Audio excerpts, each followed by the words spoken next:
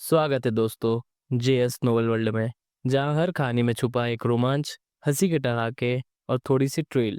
तो तैयार हो जाइए, क्योंकि अब शुरू होने वाला है एक नया किस्सा जो आपको ले जाएगा हंसी और रोमांच से भरी इस दुनिया में। अंतरिक्ष में एक विशाल और धुंधली आकृति वाला हाथ दिखाई दिया जो धीरे धीरे वीर को पकड़ने की कोशिश कर रहा था। वीर के चेहरे पर थोड़ा बदलाव आया। अगर देवराज असुर उसे अभी पकड़ लेता तो ये पूरी तरह से शक्ति की लड़ाई में बदल जाता, एक ऐसी लड़ाई जिसमें उसे जीत का भरोसा नहीं था। जो मैं देखता हूँ वही मैं सोचता हूँ, जो मैं सोचता हूँ वही मैं तोड़ता हूँ। वीर की आंखों में तलवार के निशान चमक उठे और इसी क्षण उसकी एकमेव खड्ग साधना एक बार फिर उन्नत हुई। शक्ति में तेजी से आगे बढ़ते हुए उसने भयंकर वार किया। उसकी आंखों में अनादि साधना क्षेत्र और तलवार की छाया का चरम सिद्धांत तुरंत संघनित हो गया और बाहर की ओर वार किया। अंतरिक्ष में विशाल धुंधला हाथ अचानक फट गया, बिना किसी विस्फोट की आवाज के चुपचाप टूट गया। वीर गहरे दरार से होते हुए तेजी से निकल गया। अफसोस, मेरी गति तकनीक बहुत धीमी है। अगर मेरी गति तकनीक उत्सुक साधना के साथ तालमेल बिठा सके तो केवल चरम लोक के साथ मिलकर भी बचने में मदद मिलेगी। वीर बिना रुके तेजी से आगे बढ़ा, फिर भी महसूस किया कि उसकी गति पर्याप्त नहीं है। हालांकि उसकी साधना पहले ही आश्चर्यजनक वेग प्राप्त कर चुकी थी, फिर भी अनगिनत क्षेत्र थे जिनमें उसे सुधार और वृद्धि करनी थी। हम देवराज असुर वीर को अपनी दिव्य कला को तोड़ते हुए देखकर हल्का ठंडा मुस्कुराया और एक बार फिर उसका पीछा किया। हालांकि उसकी विशेषज्ञता चरम शक्ति संत मार्ग में थी, जिससे वह सभी प्रकार के जादू को कुचल सकता था, गति तकनीकें उसका मजबूत पक्ष नहीं थीं। फिर भी वह अधिकांश त्रय विद्या संतों से आगे था। पलक झपकते ही देवराज असुर ने फिर से दूरी कम कर दी। वीर की परछाई चमकी, वह एक प्राचीन पर्वत की चोटी की ओर बढ़ा, सीधे उस पर बैठे एक निराकार अमर पुरुष की ओर। अमर पुरुष की आकृति बैठी रही, वीर के पास आने से मानो अप्रभावित। जैसे ही वीर करीब आया, उसने धीरे धीरे अपनी आंखें खोली। उसकी दृष्टि मानो समय के पार देख रही थी, भविष्य के इस सटीक क्षण पर टिकी हुई थी। फिर निराकार आकृति की नजर संक्षेप में वीर पर टिकी और फिर पीछे से पीछा कर रहे देवराज असुर की ओर मुड़ गई। उसकी आंखें और ठंडी हो गईं, मानो धीरे से उपहास कर रही हो। फिर उसने एक हाथ उठाया और अनायास लहर दी। उसकी हथेली से एक प्रकाश पुंज निकला, लेकिन जैसे ही प्रकाश उसके शरीर से दूर यात्रा किया, उसकी शक्ति तेजी से कम हो गई। सिर्फ एक छाया, फिर भी तुम मुझे दबाने की हिम्मत करते हो। अपनी ओर निर्देशित हमले को देखकर देवराज असुर गुस्से में दहाड़ उठा। उसने सीधे आगे बढ़कर हमले से टक्कर ली और उसे सीधे बिखेर दिया, जिससे उसके शरीर से केवल हल्का धुआं निकला, साथ ही मामूली दरारें आई जो तुरंत ठीक हो गईं। वार करने के बाद अमर पुरुष की छाया धीरे धीरे धुंधली हो गई, पर्वत की चोटी पर गायब हो गई। वीर जानता था कि यह केवल समय के ताने बाने में उकेरी गई एक छाया थी। हालांकि जो चीज उसे भयभीत कर रही थी वह ये थी कि छाया में एक स्वतंत्र चेतना प्रतीत होती थी। साधना के उस स्तर तक पहुंचने के लिए किस तरह की शक्ति की आवश्यकता होगी? वीर ने पीछे मुड़कर नहीं देखा, वह लगातार आगे बढ़ता रहा। अमर पुरुष के हमले का फायदा उठाकर देवराज असुर से अपनी दूरी बढ़ाई। लय प्रलय त्वरित गति का बार बार उपयोग करते हुए वीर ने आसमान में दरारों से गुजरते हुए प्राचीन पर्वत से भाग लिया। रास्ते में हजारों कोस आगे दूरगमन किया, केवल एक और प्राचीन पर्वत पर पहुंचने के लिए। ये पर्वत भी उसी तरह गरजती आग से घिरा हुआ था, विद्या शक्ति से ढका हुआ था, जिसकी चोटी पर एक अमर पुरुष की आकृति साधना में बैठी थी, लेकिन उसकी उपस्थिति पहले वाले से अलग थी। वीर चोटी की ओर भागा, क्योंकि अमर पुरुष की छाया ने आंखें खोली, अपनी नजर उस पर दृढ़ता से टिका दी। जल्द ही उसे पीछे से पीछा करते हुए देवराज असुर का आभास हुआ। देवराज असुर को देखते ही उसकी आंखों में ठंडी दुर्भावना की चमक आई। फिर उसने अपना हाथ उठाया, पहले वाले अमर पुरुष की छाया के कार्यों को दोहराते हुए, और एक और हमला किया, अंतरिक्ष को चीरता हुआ प्रकाश का एक भेदी भाला। देवराज असुर क्रोध से दहाड़ उठा, बिना किसी झिझक के आगे बढ़ा। वीर यह निर्धारित नहीं कर सका कि ये अमर पुरुष देवराज असुर को दानव समझते थे, जिससे वे उसे निशाना बनाने से बचते थे और अपने हमलों को केवल संत पर केंद्रित करते थे। पीछे मुड़े बिना वीर लगातार आगे बढ़ता रहा। रास्ता एक के बाद एक पर्वत से होकर गुजरा। वीर ने लगातार 7 प्राचीन पर्वतों को पार किया, उन पर बैठी अमर पुरुष की छाया पर भरोसा करते हुए देवराज असुर से थोड़ी दूरी बनाए रखी। हम एक और पर्वत पर पहुंचने पर वीर ने कुछ अजीब देखा। इसमें परिचित गरजती आग और विद्या शक्ति की कमी थी। इसकी सतह पर इसके बजाय शिमरिंग क्रिम्सन गोल्ड के बादल सजे थे, मानो चमकीले सुनहरे धूल से ब्रश किया गया हो, जिससे यह अतुलनीय रूप से सुंदर लग रहा था। चोटी पर एक अलौकिक संरचना थी, एक दिव्य झरने और आध्यात्मिक ताल के पास एक स्वर्गीय मंडप। एक अमर पुरुष महिला छाया मंडप में किनारे पर बैठी थी, धीरे से अपनी वीणा बजा रही थी। उसके चारों ओर साधना क्षेत्र की धाराएं बहते हुए इंद्रधनुष की तरह घूम रही थीं, जो सुंदरता का एक अद्वितीय दृश्य बना रही थीं। बहती हुई निराकार धुन सुनकर वीर विस्मय में रुक गया। यहाँ तक कि संगीत लय साधना पर अपनी महारत के साथ वह महसूस कर सकता था कि यह किसी अन्य की तरह एक दिव्य उत्कृष्ट कृति थी। उसने लगभग एक अनूठा आग्रह महसूस किया। अगर इस गीत को प्राप्त करने का मतलब गंभीर रूप से घायल होना या उसके जीवन के दशकों खोना था, तो वह खुशी से लागत स्वीकार करेगा। कितनी उत्कृष्ट धुन! क्षण भर के लिए उसकी महिमा में खोया हुआ वीर केवल पीछे से आ रही मारने की मंशा को महसूस करने पर वास्तविकता में लौटा। उसके चेहरे पर उदासी छा गई और इस बार उसने देवराज असुर को पर्वत की चोटी की ओर आकर्षित न करने का फैसला किया। वह इस क्षणभंगुर उत्कृष्ट कृति को समय में घुलने नहीं देना चाहता था। फिर भी जैसे ही वह जाने के लिए मुड़ा, पर्वत के ऊपर की महिला छाया ने धीरे से उसे देखा। उसके होंठ एक हल्की मुस्कान में मुड़े हुए थे। अपनी नजर का पीछा करते हुए उसने एक बार फिर तारों को छेड़ा, एक ध्वनि तरंग जारी की जो एक भयानक ब्लेड में बदल गई, जो नीचे की ओर वार किया। ये रचना नव नदी का विलाप कहलाती है। एक प्राचीन और हॉन्टिंग भावना, असंभव रूप से सुंदर, वीर के मन में उभरी। कुछ क्षण बाद वीर ने महिला अमर पुरुष छाया को धीरे धीरे गायब होते देखा। उसका अस्तित्व का अंश, जिसे समय ने ही रखा था, ब्लेड के वार से पूरी तरह से गायब हो गया था। वीर ठिठक गया, एक अवर्णनीय क्षति की भावना से जकड़ गया। चुपचाप उसने गीत का नाम अपने दिल में उकेर लिया। क्या वह छाया लंबे समय से मृत किसी की अवशेष थी? क्या वह कभी उससे फिर से मिलेगा? वह वापस ध्यान पर आया, पीछे से आ रही उग्र दहाड़ को महसूस कर रहा था जो करीब आ रही थी। बिना रुके उसने आगे बढ़ना जारी रखा, दृढ़ संकल्पित था कि ये दिव्य धुन व्यर्थ में फीकी न पड़े। एक और प्राचीन पर्वत पर आने पर वीर ने पाया कि उसकी सतह पूरी तरह से नष्ट हो गई थी, टूट गई थी और काली हो गई थी, मानो किसी भयंकर लड़ाई से तबाह हो गई हो। चोटी पर दूर दूर तक कोई अमर पुरुष छाया नहीं थी। जमीन काली और उजाड़ पड़ी थी, जीवन से रहित। वीर थोड़े समय के लिए हिचका, लेकिन आगे न बढ़ने का फैसला किया, आगे बढ़ता रहा। जैसे ही वह पर्वत के किनारे से भागा, कुछ परावर्तक ने उसका ध्यान आकर्षित किया। उसने अपनी आंखें संकीर्ण की और करीब से देखा। एक जली हुई चट्टान के एक टुकड़े से एक टूटा हुआ ब्लेड बाहर निकला हुआ था। जिज्ञासु, ब्लेड प्राचीन बना रहा, धूल से मुक्त और मानो बिल्कुल नया हो। वीर ने अपना हाथ बढ़ाया, टुकड़े को बुलाया। ये तेजी से हवा में उड़ गया और उसकी पकड़ में आ गया। उसने इसे ध्यान से जांचा, इसके चारों ओर न तो विद्या शक्ति और न ही साधना क्षेत्र महसूस किया। फिर भी यहाँ इसकी उपस्थिति ने सुझाव दिया कि यह संभवतः एक साधना विद्या सम्राट अस्त्र था, हालांकि क्षतिग्रस्त था और केवल एक अवशेष तक कम हो गया था। मारो! देवराज असुर की दहाड़ पीछे से गूंजी, उसकी आंखें खून से सनी हुई थीं, पूरी तरह से गुस्से से नहीं, बल्कि उसके अंदर जल रहे क्रोध से भी। उसने अपने पंख फैलाए और एक कुनपेंग की तरह हवा में तेजी से दौड़ा, उसके पंजे वीर के शरीर को फाड़ने के लिए शून्य को चीर रहे थे। एक बार नष्ट हो जाने पर अपने भौतिक रूप को पुनर्जीवित करना संत को उसे निगलने का सही अवसर प्रदान करेगा।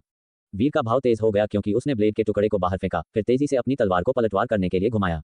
तलवार की रोशनी का एक अंधाधुंध चमक फूट पड़ी, संत के सीन की ओर वार किया, चोट के बदले चोट लेने के प्रयास में। लेकिन अगले ही पल वीर ने संत के पंजे को अचानक टूटते देखा, खून बह रहा था। अचानक हुई घटना से वीर दंग रह गया और देवराज असुर सदमे में जम गया। उसकी आंख की पुतलियां सिकुड़ गईं क्योंकि उसने अविश्वसनीयता में अपने कटे हुए पंजे को घूर कर देखा। खून जल्द ही बहना बंद हो गया, पंजा तेजी से पुनर्जीवित हो गया। फिर भी संत भौंचक्का रहा। वीर ने ये जांचने की जहमत भी नहीं उठाई कि क्या उसका खड्ग साधनावार जुड़ा था। उसकी नजर विच्छेद के बिंदु पर टिकी हुई थी, जो रोशनी में तेजी से चमक रहा था।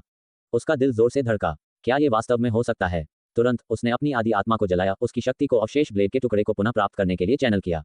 बिना किसी झिझक के उसने अपने आदि आत्मा छाप के साथ टुकड़े को चिन्हित किया, ये सुनिश्चित करते हुए कि देवराज असुर को हथियार छीनना और चलाना अत्यंत मुश्किल होगा, जब तक कि उसकी आदि आत्मा शक्ति वीर की तुलना में कई गुना अधिक न हो। हालांकि एक सर्वोच्च संत के रूप में भी इस पहलू में देवराज असुर की शक्ति वीर की तुलना में बहुत अधिक नहीं थी। वे दोनों चरम लोक में थे। यह क्या चीज है? देवराज असुर का भाव बदल गया क्योंकि उसकी नजर टुकड़े पर टिकी हुई थी, ये पहचानते हुए कि यह एक पूर्ण सम्राट का अस्त्र नहीं था जो इसे और भी अधिक आश्चर्यजनक बनाता था। उस क्षण में वीर ने महसूस किया कि ब्लेड का टुकड़ा अविश्वसनीय रूप से तेज था। इसकी अपूर्णता के बावजूद शायद यह एक उत्कृष्ट सम्राट के अस्त्र से उत्पन्न हुआ था, एक ऐसा जो साधना विद्या सम्राट अस्त्रों से भी आगे निकल गया। इसमें कोई आश्चर्य नहीं कि इसने अंतहीन युगों तक अपनी चमक बनाए रखी थी, धूल के सबसे छोटे कण को भी दूर कर दिया था। इसकी धार कल्पना से भी तेज थी। जाओ! वीर ने टुकड़े को आदेश दिया, इसे देवराज असुर की ओर फिसलने के लिए भेजा ताकि इसके रेजर जैसी सार का परीक्षण किया जा सके। देवराज असुर सदमे और क्रोध में अपने संत साधना क्षेत्र को खोल दिया, साथ ही अपनी पीठ पर कवच से अपना सम्राट अस्त्र निकालने के लिए पहुंच गया। शुरुआत में उसने वीर के खिलाफ अपने सम्राट अस्त्र का उपयोग करने से परहेज किया था। यह अपमानजनक लगा, जैसे एक कॉलेज छात्र एक ग्रेड स्कूलर के खिलाफ गणित में प्रतिस्पर्धा कर रहा है, केवल एक कैलकुलेटर निकालने के लिए। जबकि जीत संभव थी, यह अभी भी बदनामी का डंक ले जाएगा। देवराज असुर का सम्राट अस्त्र एक क्रूर और विशाल युद्ध ब्लेड है। इसकी सतह अत्यंत खुरदरी है, पत्थर और कांस्य के मिश्रण की तरह, कच्चे रूप से गढ़ा हुआ, मछली के पंखों की तरह तेज धार और पीठ के साथ एक बर्बर आभा को बाहर निकालता है। जैसे ही युद्ध ब्लेड निकाला जाता है, घनी विद्या शक्ति हजारों मीटर तक फैले एक गर्जना क्षेत्र का निर्माण करती है, आकाश और पृथ्वी के रंग को बदल देती है, हवा में एक काटने वाला विरूपण होता है। वीर ने तुरंत देखा कि आसपास की दुनिया युद्ध ब्लेड पर केंद्रित हो रही है, विशाल ऊर्जा और साधना इसकी ओर इकट्ठा हो रही है। इसकी आभा एक सर्वोच्च संत की प्रतिद्वंद्वी है, एक भयानक शक्ति को बाहर निकालती है। तुलना में टुकड़े में इसकी चमक के अलावा कोई अन्य घटना नहीं थी। मारो! अब जब ब्लेड म्यान से बाहर था तो पीछे हटने का कोई रास्ता नहीं था। वीर ने टुकड़े को पूरी तरह से नियंत्रित किया, इसे अपनी आदि आत्मा से निर्देशित किया, वस्तु नियंत्रण की दूरी और गति को बढ़ाने के लिए उड़ान रूप और गुप्त धनुष जैसी विशेषताओं का उपयोग किया। ब्लेड की धार को छिपाने वाले गुप्त धनुष ने देवराज असुर को क्षण भर के लिए अन्ना कर दिया, जैसे कि टुकड़ा एक पल के लिए धारणा से अचानक गायब हो गया हो। एक बार फिर से पता लगने पर टुकड़ा तत्काल दूरगमन से करीब दिखाई दिया। देवराज असुर की आंखें हत्यारे इरादे से भरी हुई थीं और चरम शक्ति संत मार्ग क्षेत्र ने टुकड़े को बंद करने के लिए नीचे दबाया, जबकि उसका युद्ध ब्लेड अचानक वीर की ओर झुक गया। जैसे ही ब्लेड की धार नीचे उतरी, विद्या के बादल दहाड़ उठे, अनगिनत बिजली की रोशनी फूट पड़ी, शून्य में विशाल काले निशान लगे। ब्लेड की धार के बाहर की हवा की लहरों ने आकाश और पृथ्वी को अलग कर दिया। न तो किसी ने बचाव करना चुना, इसके बजाय अपनी पूरी ताकत एक दूसरे के खिलाफ भयंकर लड़ाई में लगा दी। अनादि साधना क्षेत्र दब गया, टूट गया, क्योंकि भयानक विद्या शक्ति की लहरों ने हमला किया। वीर ने पहली बार महसूस किया कि अनादि साधना क्षेत्र कितना नाजुक था, एक गुब्बारे की तरह एक मजबूत लकड़ी की छड़ी से मिलना, फटने के बिंदु तक दबाया जा रहा था। इस उत्पीड़न ने उसकी हड्डियों को चरमरा दिया, क्योंकि उसकी साधना अस्थि में साधना पैटर्न उभरे, दिव्य रक्त सर्ज एक साधना पूर्वज में बदल गया। उसका भौतिक रूप स्वर्ग और पृथ्वी में एम्बेडेड प्रतीत हुआ, अत्यंत ठोस बन गया, जिसने युद्ध ब्लेड के दबाव को तेजी से कम कर दिया। इस बीच वीर का मन टुकड़े पर केंद्रित था। इस बिंदु पर वह केवल यह उम्मीद कर सकता था कि टुकड़ा देवराज असुर के मांस को तोड़ सकता है। तेज और भी तेज वीर ने अंदर ही अंदर गुर्राया। उसकी आदि आत्मा टुकड़े को पूरी तरह से आगे बढ़ा रही थी, उसकी गति आश्चर्यजनक रूप से तेज थी। देवराज असुर द्वारा घुमाए गए युद्ध ब्लेड से भी आगे निकल गई। पहले पहुंचना। पुफ! टुकड़ा अचानक देवराज असुर के संग क्षेत्र में कट गया, बिना किसी प्रतिरोध का सामना किए, फिर सीधे उसकी छाती में छेद कर दिया, उसकी पीठ से बाहर निकल गया। वीर की आंखें पहले अविश्वसनीयता से खाली थीं, फिर खुशी से भर गईं, क्योंकि उसने तेजी से टुकड़े को वापस आने के लिए संचालित किया। पुफा पुफा पुफा पुफा टुकड़ा एक उज्ज्वल प्रकाश की तरह देवराज असुर के विशाल शरीर के बीच एक सुनहरी सुई की तरह यात्रा किया। प्रतीत होता है कि महत्वहीन है, फिर भी प्रकाश लगातार प्रकट होता रहा, मांस के माध्यम से आगे पीछे प्रवेश करता रहा। भौतिक शरीर जिस पर देवराज असुर को गर्व था, शक्ति में 5 विपदाओं, यहाँ तक कि छठी विपदा सम्राट अस्त्र के बराबर, अब टुकड़े से आसानी से छेदा जा रहा था। इतना तेज, जबकि उत्साह से भरा हुआ, वीर सदमे में होने से बच नहीं सका। हालांकि इस समय तक देवराज असुर गुस्से में दहाड़ उठा, उसका शरीर टुकड़े से पेनेट्रेटेड था, जो किसी प्रकार का अतुलनीय दिव्य अस्त्र होना चाहिए। उसने अपनी पूरी ताकत युद्ध ब्लेड में चैनल की, वीर को मारने के लिए चोट के बदले चोट का इरादा किया। युद्ध ब्लेड एक भयानक सीटी के साथ नीचे आया, टुकड़े की तुलना में धीमा, लेकिन फिर भी चकमा देने के लिए बहुत तेज। बैंग, वीर का चरम लोक अपनी सीमा तक फूट पड़ा, उसके सामने लगातार वार कर रहा था, युद्ध ब्लेड की शक्ति को तोड़ने का प्रयास कर रहा था, लेकिन प्रभाव न्यूनतम था। ब्लेड की धार नीचे उतरी, एक विशाल चोटी की तरह नीचे झुक गई, झटके ने जमीन को एक अथाह खाई में फाड़ दिया। वार किए जाने के क्षण में वीर ने अपनी उपलब्धियों को वापस ले लिया। उसके शरीर ने अत्यधिक लपटें और फाड़ महसूस किया, फिर एक अथक दबाव ने घेर लिया, उसके शरीर को टुकड़ों में कुचल दिया। उसका पूरा शरीर फट गया, दिव्य रक्त छींटे पड़े, साधना अस्थि फ्रैक्चर्ड और टूट गई। लेकिन समस्त स्वर्ग तारा नाड़ी की रोशनी दूर नहीं हुई, तारों की चमक के नीचे टूटे हुए मांस और रक्त अनुबंध साधना विचारों के तहत एक साथ खींचे गए। वीर को पुनर्जीवित करने का प्रयास करते हुए देखकर देवराज असुर के युद्ध ब्लेड ने और भी भारी शक्ति का उपयोग किया। वीर का पहले से ही विकृत शरीर एक बार फिर फट गया, साधना अस्थि टूट गई, दिव्य रक्त नष्ट हो गया। फिर भी समस्त स्वर्ग तारा नाड़ी की रोशनी कम नहीं हुई, इसके बजाय टूटी हुई साधना अस्थि के भीतर साधना की एक शक्ति फैल गई। साधना अस्थि पूरी तरह से टूट गई थी, फिर भी साधना की शक्ति दूर नहीं हुई। वीर साधना के साथ एक हो गया, अविनाशी, अकल्पनीय रूप से लचीला बन गया। हालांकि वह युद्ध ब्लेड अंततः एक छठी विपदा साधना विपदा सम्राट अस्त्र था, जो साधना को भी मारने में सक्षम था। तीव्र विपदा शक्ति ने वीर को महसूस कराया कि साधना के साथ विलय के बाद उसका साधना शरीर लगातार सिकुड़ रहा था। इस तरह जारी रहा तो विपदा शक्ति के तहत साधना भी बुझ जाएगी। लेकिन इसके लिए एक प्रक्रिया की आवश्यकता थी, और इस संक्षिप्त राहत के भीतर समस्त स्वर्ग तारा नाड़ी ने अनगिनत तारकीय बलों को खींचा, और एक पल में वीर का शरीर विनाश से पुनर्जीवित हो गया। वह साधना से प्रकट हुआ, शून्य में खिल उठा, पलक झपकते ही ठीक हो गया। गड़गड़ाहट के झटके वीर के पीछे बज उठे। ये सब ब्लेड की धार के उतरने के दौरान एक अविश्वसनीय रूप से कम समय में हुआ। ऐसा लगा जैसे युद्ध ब्लेड ने वीर के शरीर को नष्ट कर दिया, लेकिन एक बार ब्लेड स्विंग हो गया, वीर पहले की तरह बरकरार खड़ा था। अगर वीर के शरीर को तुरंत और उसके साधना शरीर को एक साथ तोड़ने में असमर्थ, तो वीर को पूरी तरह से नष्ट करना असंभव होगा। यहाँ तक कि सर्वोच्च संत भी वीर के अनादि साधना क्षेत्र को एक पल में नष्ट नहीं कर सकता था। उसके शरीर को 3 विपदा सम्राट अस्त्र के बराबर तोड़ सकता था, और उसके साधना शरीर को एक ही समय में तोड़ सकता था। दूसरे शब्दों में, अब एक सर्वोच्च संत के लिए भी वीर को मारना मुश्किल था।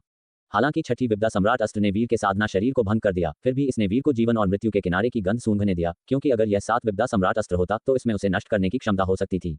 वीर की आंखें बर्फीली ठंडी थीं, क्योंकि उसने रुके बिना चौंके हुए देवराज असुर को घूर कर देखा, टुकड़ों को पूरी गति से हमला करने के लिए संचालित किया। टुकड़े अविश्वसनीय गति से संत के विशाल शरीर के माध्यम से जिपी हुए, रक्त लगातार उछल रहा था। जो रक्त बाहर निकल गया, वह एक सर्वोच्च संत का दिव्य रक्त था, इस प्राचीन क्रूर जानवर के जीवन सार से परिष्कृत एक खजाना। वीर ने रक्त से निकल रही अजीब सुगंध को पकड़ा, अपनी आंखें संकरी की, क्योंकि कुछ सामग्री उसके दिमाग में कौंध गई। ये रक्त उबालने के लिए व्यंजन थे। सामान्य तौर पर वह इस तरह के पाक प्रयोगों के लिए नाग रक्त, गरुड़ रक्त या कुछ प्रबुद्ध दानवों के रक्त का उपयोग करता था। मुझे आश्चर्य है कि सर्वोच्च संत के रक्त से बना स्टू कैसा लगेगा। शायद आधार के रूप में नाग अस्थि शोरबा से शुरू करें। वीर की आंखें चमक उठी, क्योंकि एक साहसी विचार अचानक उसके मन में उभरा। उसने देवराज असुर को पकाने के विचार का मनोरंजन किया। जो रक्त बाहर निकल रहा था वह एक दुर्लभ और कीमती सामग्री थी, जिसने उसके भीतर खाना पकाने की एक जलती हुई प्रेरणा को प्रज्वलित किया। देवराज असुर ने उसे एक मांस के गोले से ज्यादा कुछ नहीं समझा था, फिर भी जब वीर ने जानवर के विशाल रूप को घूर कर देखा तो यह उसे मारा। यह एक अकल्पनीय रूप से स्वादिष्ट दावत के लिए सही स्रोत था। शीर्ष स्तरीय सर्वोच्च संत व्यंजन। इसके अलावा एक भौतिक रूप से प्रकट संत बनावट कितनी उत्कृष्ट होनी चाहिए। यह मांस निश्चित रूप से चबाने वाला और कोमल होगा। वीर ने इसके बारे में जितना अधिक सोचा, उतना ही उसे महसूस हुआ कि उसका मुंह पानी से भर रहा है। धारणा एक पागलपन की तरह भाग गई, उसके दिमाग से खारिज होने से इनकार कर दिया। आकाश विच्छेद। उस क्षण देवराज असुर गुस्से में दहाड़ उठा, अपनी ब्लेड को नई बर्बरता के साथ स्विंग करते हुए। इस बार ब्लेड की क्रूरता अतुलनीय रूप से भयानक थी, स्वर्गिक नियति की ताकतों द्वारा संचालित। सूर्य और चंद्रमा की चमक को आसमान से जब्त कर लिया गया प्रतीत हुआ, सभी को अंधेरे में डुबो दिया गया। केवल ब्लेड की रोशनी चमकी, शून्य के माध्यम से कट गई। वीर जानता था कि कोई बच निकलने का रास्ता नहीं है, इसलिए उसने अपनी पूरी शक्ति को बाहर निकालने और इसका सामना करने के लिए चुना। उसने लगातार अपनी तलवार को स्विंग किया, ब्लेड लाइट को आने वाली धार से टकराने दिया। उसका अनादि साधना क्षेत्र पूरी तरह से तैनात था। बूम! उसके पूरे प्रतिरोध के बावजूद टकराव ने तुरंत उसके बचाव को तोड़ दिया। उसका भौतिक शरीर अलग हो गया, एक साधना शरीर में बदल गया। विपदा शक्ति ने स्वर्गिक नियति की इच्छा का एक निशान लिया, जिसका इरादा महान साधना को ही तोड़ने का था। वीर के साधना शरीर ने महसूस किया जैसे वह विघटन के कगार पर था। विल की कुचलने वाली शक्ति के तहत उसकी महान साधना क्षेत्र में खंडित हो गई, अपने एक बार सुसंगत रूप से बिखर गई। जल्दी से उसने अपने साधना विचारों को दुनिया में गहराई से लंगर डाला, एक देव पूज्य की सरासर विल के साथ विरोध किया। बहुत देर नहीं लगी, स्वर्गिक नियति शक्ति काट दी गई। फिर भी विपदा शक्ति के अथक भक्षण के तहत उसका साधना शरीर लगातार मिटता रहा। लेकिन फिर समस्त स्वर्ग तारा नाड़ी की शक्ति बढ़ी, तेजी से चमकी, और एक पल में वीर का पुनर्जन्म हुआ। जैसे ही वह पुनर्जीवित हुआ, वीर ने एक बार फिर टुकड़ों को देवराज असुर के मांस में लगातार काटने का आदेश दिया। देवराज असुर का विशाल शरीर विशाल छेदों से भरा हुआ था, रक्त लगातार बह रहा था। उसका संत क्षेत्र और दृढ़ शरीर टुकड़ों के सामने नपुंसक थे। हालांकि उसका शरीर तेजी से ठीक हो गया, भले ही वह बार बार घायल हो गया था। वीर अब टुकड़ों को नई सटीकता के साथ निर्देशित कर रहा था, अब केवल छेद नहीं कर रहा था। इसके बजाय उसने अपने सुरक्षात्मक एक्सोस्केलेटन के नीचे नसों को लक्षित किया, गहरी विनाशकारी घावों को काट दिया। खाना बनाना, आसमान को बर्तन और शून्य को आग होने दो। एक सर्वोच्च संत, लेकिन अंत में यह सिर्फ एक प्राचीन भयंकर कीट है। अगर यह अपने किशोर रूप में होता तो इसे तलना शायद एक रमणीय क्रंच में बदल जाता। वीर की आंखों में चमक और तेज हुई, खाना पकाने के बारे में नए खुलासे उसके मन में छा गए। सर्वोच्च संत को अब एक प्रतिद्वंद्वी के रूप में नहीं बल्कि एक सामग्री के रूप में देखते हुए उसकी मन की स्थिति का विस्तार हुआ। सामग्री और पाक कला दोनों की उसकी समझ को गहरा किया। अगर एक सर्वोच्च संत को भी पकाया जा सकता है तो प्रक्रिया में क्या उपयोग किया जाना चाहिए? संत मार्ग या शायद स्वर्गिक नियति ही? इन विचारों के बीच वीर ने टुकड़ों का उपयोग करना जारी रखा, देवराज असुर को संसाधित करने के लिए एक सामग्री के रूप में व्यवहार किया। टुकड़े ब्लेड बन गए, कुशलता से शक्तिशाली प्राणी को चमड़ी और डिबोनिंग करते हुए। टुकड़े बढ़ती गति के साथ चले गए, आश्चर्यजनक जटिलता के साथ रास्ते काट रहे थे, एक मास्टर कसाई की तरह एक बैल को विच्छेदित कर रहे थे। सटीक कोनों का उपयोग करते हुए उसने कीट के एक्सोस्केलेटन परत को परत दर परत छील दिया। इसके लिए देवराज असुर के आंदोलनों की भविष्यवाणी करने की आवश्यकता थी। ये सबके बाद एक जीवित इकाई थी जिसे जिंदा विच्छेदित किया जा रहा था। एक सामग्री तैयार करना, विशेष रूप से एक को परिष्कृत करना, ब्लेड कौशल का एक परीक्षण था, ठीक खाना पकाने की तकनीकों का एक आधारशिला। चांदी की रोशनी की लकीरों की तरह टुकड़े देवराज असुर के शरीर के माध्यम से भाग गए, व्यवस्थित रूप से मांस के टुकड़ों को काटते हुए। रक्त टॉरेंट्स में बह निकला, घाव साधारण पंक्चर्स के नुकसान से कहीं अधिक इन्फ्लिक्टेड थे। हालांकि मांस उतनी ही तेजी से ठीक हो गया जितनी तेजी से इसे काटा गया था। इस पुनर्योजी विशेषता ने केवल वीर को अपने ब्लेड कौशल को निखारने के लिए और अधिक अवसर दिए। बार बार टुकड़े जानवर के विशाल शरीर पर बह गए, शुरुआत में कच्चे और असमान कटौती से लेकर उत्तरोत्तर तेज और तेज सटीकता तक। देवराज असुर ने धीरे धीरे महसूस किया कि वीर की ब्लेड तकनीकें, उसके विच्छेदन कौशल एक खतरनाक दर से सुधर रहे थे।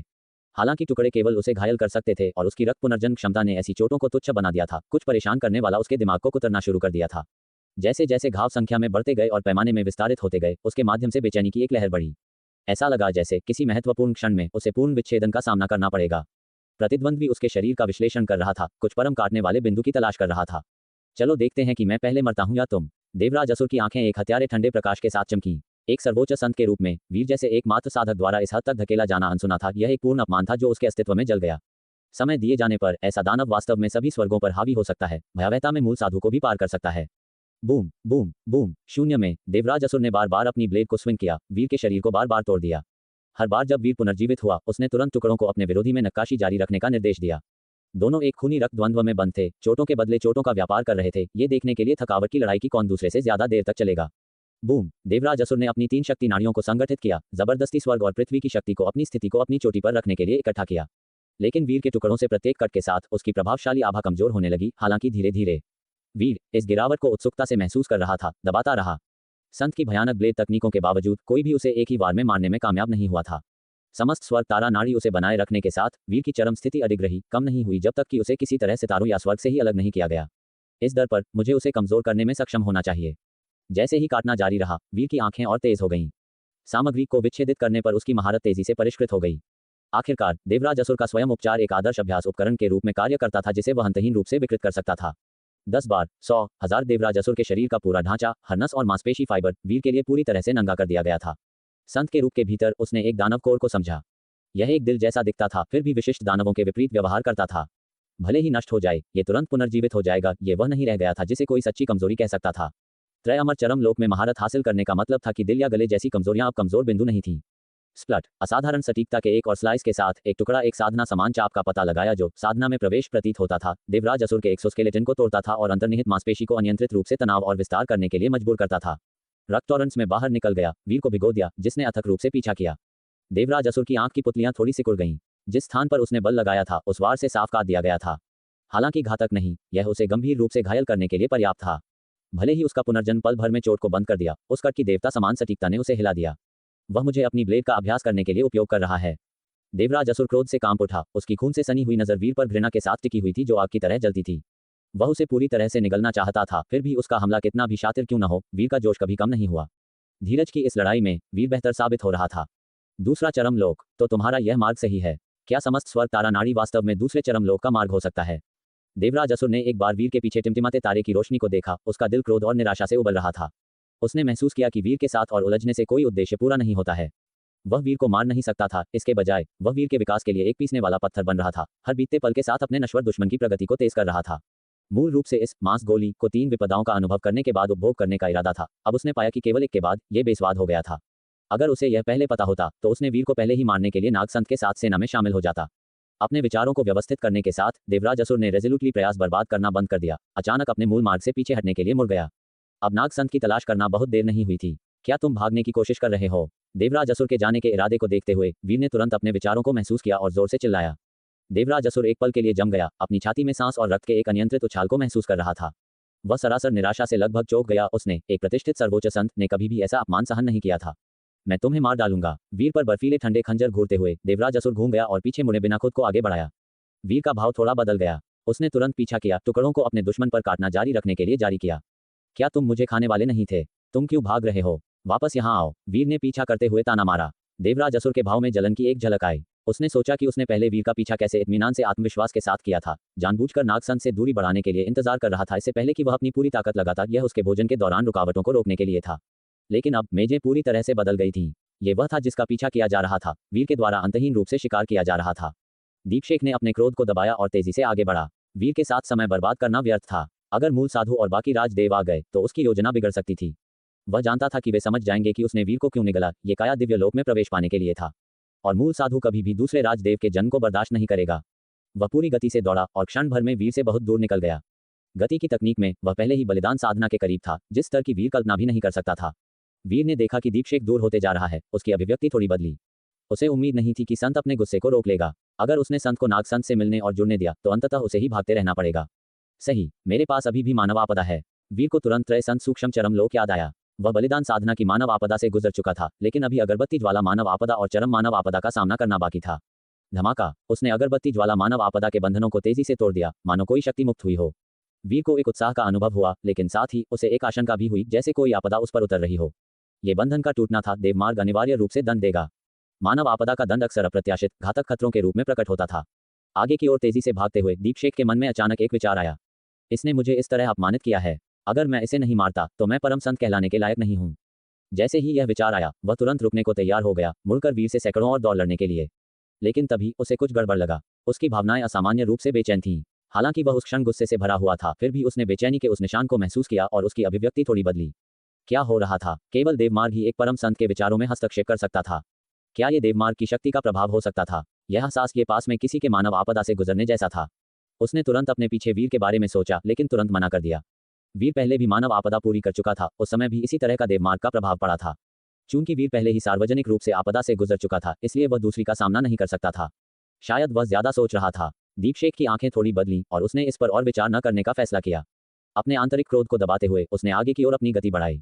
जब तक वह नागसंत को ढूंढकर उससे मिल सकता है, नागसंत के साथ उसकी दोस्ती को देखते हुए उसे मदद के लिए हाथ बढ़ाना चाहिए, और अगर नहीं भी तो उसके पास उसे मनाने के वैकल्पिक तरीके थे। वीर ने देखा कि दीपशेख थोड़ा धीमा हुआ, लेकिन तेजी से अपना पीछा फिर से शुरू कर दिया, जिससे वीर की अभिव्यक्ति एक बार फिर बदल गई। मानव आपदा के प्रभाव ने संत में हत्या की मंशा पैदा नहीं की। मैंने सुना है कि जब अन्य परम संत मानव आपदा से गुजरते हैं तो वे हमेशा दूरस्थ निर्जन मृत क्षेत्रों की तलाश करते हैं। फिर भी देवमार्ग के प्रभाव में आपदा की प्रक्रिया के दौरान अन्य लोग अक्सर रहस्यमय कारणों से दूर दूर से अनजाने में खींचे चले आते हैं और अंततः आपदाएं उत्पन्न होती हैं। आपदा से बचने का एक और तरीका निर्जन क्षेत्रों को ढूंढना है, जहां अन्य संत आसपास पहरा दें, किसी को भी पास आने से रोकें और उनके बदले में आपदा सहें। वीर की आंखें चमकीं। यही कारण है कि संत पवित्र भवन स्थापित करते हैं या मौजूदा में शामिल होते हैं। मानव आपदा के दौरान एक पवित्र भवन की रक्षात्मक व्यूह रचना को सक्रिय करने से परीक्षा में जीवित रहने की संभावना काफी बढ़ जाती है। लेकिन उसकी स्थिति अभी अलग थी। उसे मानव आपदा की शक्ति की आवश्यकता थी कि वह दीपशेख को प्रभावित करे। आपदा को चारा के रूप में उपयोग करना। फिर भी सामने वाली बड़ी मछली ने कांटा नहीं लिया। चारा। वीर की आंखें चमक उठीं। ये सही है, उसने इस बारे में क्यों नहीं सोचा। सामने दीपशेख भी एक मछली थी जिसे पकड़ा जा सकता था। मत्स्य ग्रहण के सामने एक परम संत क्या है? मत्स्य ग्रहण की कला के सामने समस्त स्वर्ग शिकार हैं। एक पल में वीर की मत्स्य ग्रहण मनस्थित अष्टम चरण की बाधा को तोड़ते हुए नवम चरण में पहुंच गई। साधना प्रवेश की भी एक हल्की सी अनुभूति हुई। क्या तुम्हें यह जानने की उत्सुकता नहीं है कि मैं पहले यहाँ कैसे पहुंचा? वीर अचानक दीपशेख को पुकारते हुए बोला। दीपशेख की आंखें चमकीं। इससे पहले वीर अचानक कहीं से प्रकट हुआ था, उसे बिना किसी चेतावनी के पूरी तरह से चौंका दिया था। लेकिन पीछा करने के दौरान उनके संघर्षों के बीच उसने अस्थायी रूप से उस बात को एक तरफ रख दिया था, लगभग भूल ही गया था। अब जब वीर ने इसका उल्लेख किया तो उसकी नजरें गहरी हो गईं। मुझे सीधे प्राचीन सभा भवन की मूर्तियों द्वारा यहाँ टेलीपोर्ट किया गया था।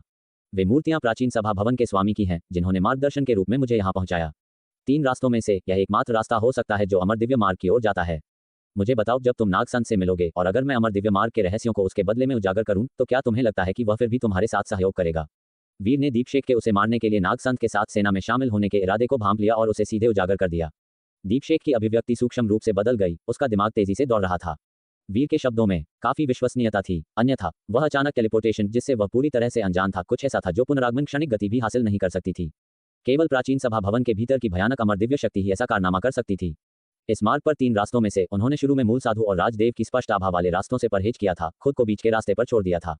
कौन जानता था कि वे सही रास्ते पर आ गए थे। अमर दिव्य मार्ग। दीपशेख की आकृति धीरे धीरे धीमी हुई और पूरी तरह से रुक गई। वह मुड़ा और वीर को ठंडेपन से घूरने लगा। तुम मुझे यह इसलिए बता रहे हो क्योंकि तुम सहयोग करना चाहते हो। तुम चाहते हो कि मैं तुम्हारी जान बख्श दूं। यह असंभव नहीं है। वीर अंदर ही अंदर मुस्कुराया। संत आखिरकार रुक गया था। उसने जानबूझकर अपनी आभा को कमजोर करने, पीछे हटने का नाटक करने या सीधे भागने जैसी रणनीतियों पर विचार किया था, लेकिन उन्हें तेजी से खारिज कर दिया था। वे बहुत पारदर्शी थे और एक परम संत के लिए देखना बहुत आसान था। एक बार मत्स्य ग्रहण के पाठ के दौरान झूठा गगन संत ने उसे यह बताया था, धोखे का शिखर झूठ बोलना नहीं है, ये सच बताना है। और सच का मतलब हमेशा वास्तविक कहानी नहीं होता। मेरी जान बख्श दो। तुम ज्यादा सोच रहे हो। मैं बस तुम्हें ये बता रहा हूँ, अगर तुम नाग संत की तलाश करते हो तो परिणाम वैसा नहीं होगा जैसा तुम चाहते हो। मैं बस नहीं चाहता कि चीजें ज्यादा परेशानी वाली हों। वीर ने फिर से कहा। अगर वह दूसरे के शब्दों के साथ जाता, सहयोग चाहता और पिछले शिकायतों को नजरअंदाज करते हुए केवल लाभों पर चर्चा करता, तो भले ही वह समझाने में बहुत अधिक प्रयास करता, दूसरा पक्ष उस पर विश्वास नहीं करता। यह अर्थहीन होता। ओह, दीपशेख का चेहरा एकदम ठंडा हो गया। तुम ये सिर्फ इसलिए कह रहे हो ताकि मैं नाग संत की तलाश करना छोड़ दूं। तुम चाहते हो कि मैं हार मान लूं। क्या तुम्हें लगता है कि एक पर एक लड़ाई में मैं तुम्हारा कुछ नहीं कर सकता? और क्या? वीर ने पूरी तरह से आश्वस्त रवैया दिखाया। कहा, भले ही तुम एक परम संत हो, ऐसा लगता है कि तुम बस इतना ही हो। अगर तुम्हारे पास सच में मुझे मारने की शक्ति होती तो तुम्हें नाग संत के सामने सिर झुकाने की क्या जरूरत थी? तुमसे युद्ध में सामना करने से पहले मुझे भी एहसास नहीं था कि मैं इतना शक्तिशाली हूं। दीपशेख का सांस लेना भारी हो गया। जब उसने अपने पंजों को कसकर भींचा तो चटकने की आवाज आई। वीर के शब्द हद से ज्यादा गुस्सा दिलाने वाले थे। मैंने खुद को रोकने का इरादा किया था ताकि मूल साधु और राजदेव के लिए तैयारी कर सकूं, फिर भी तुम्हें सच में लगता है कि मैं तुम्हें नहीं मार सकता। तुम बहुत मूर्ख हो। दीपशेख की निगाहें एक क्रूर और ठंडी बर्बरता से भरी हुई थीं। तुम्हें मुझे गुस्सा नहीं दिलाना चाहिए था। क्या तुम समझते हो कि बलिदान साधना में त्रय आपदाएं तक पहुंचने के बाद क्या क्षमताएं होती हैं? क्या तुम जानते हो कि अनुष्ठान संत उत्थान मार्ग सबसे कठिन क्यों है? ऐसा इसलिए है क्योंकि यह सबसे मजबूत है। जैसे ही वह बोला, उसका पूरा शरीर अचानक गहरे लाल सुनहरी दिव्य ज्वाला के साथ फूट पड़ा और उसे ढंकने वाला कवच दिव्य रक्त की भाप भरी चमक के साथ तेजी से जलने लगा। भीतर बहती रंगीन छायाएं थीं और उसकी आभा पहले के शिखर को पार करते हुए और भी मजबूत होती गई। वीर स्तब्ध हो गया। उसकी अभिव्यक्ति सूक्ष्म रूप से बदल गई। वह महसूस कर सकता था कि उसके सामने दीपशेख कुछ पूरी तरह से पागलपन भरा कर रहा था। बलिदान साधना क्या है? ये साधना की पराकाष्ठा है जिसे देवमार्ग को बलिदान के रूप में चढ़ाया जाता है, सृजन को वापस खिलाया जाता है और देवमार्ग की प्रदत्त शक्ति अर्जित की जाती है। वह वास्तविक देवमार्ग शक्ति है, न कि केवल एक उधार ली गई प्रतिच्छाया। दीपशेख ने ठंडे और जानबूझकर कहा। उसका काया चटकने और फूलने लगा। काया साधना के माध्यम से गढ़ा गया एक संत, वह अब अपने शरीर का उपयोग देवमार्ग को बलिदान के रूप में कर रहा था। उसके भीतर से एक विशाल और सर्वोच्च देवमार्ग शक्ति उभरी। इस शक्ति ने उनके चारों ओर के समय को जमा दिया, उग्र हवाओं को निलंबित कर दिया और ऐसा लग रहा था मानो समस्त सृजन उसके नियंत्रण के आगे झुक गया हो, उसके क्रोध से फूल रहा हो, उसकी शीतलता से जम रहा हो। तुम्हें खाने के बाद मैं अपनी ताकत वापस पा लूंगा, लेकिन सिर्फ खाना अपना अर्थ खो देगा। यह एक बर्बादी होगी। फिर भी तुमने मुझे उकसाया है। दीपशेख की युद्ध तलवार में शक्ति बढ़ गई और आपदा शक्ति गरज और बिजली के साथ गर्जना करते हुए ऊंची उड़ने वाली चाकू की किरणों की तरह बाहर निकली। वीर की अभिव्यक्ति काली पड़ गई। दूसरा अब मारने के लिए आत्मा विनाशकारी तरीकों का इस्तेमाल कर रहा था।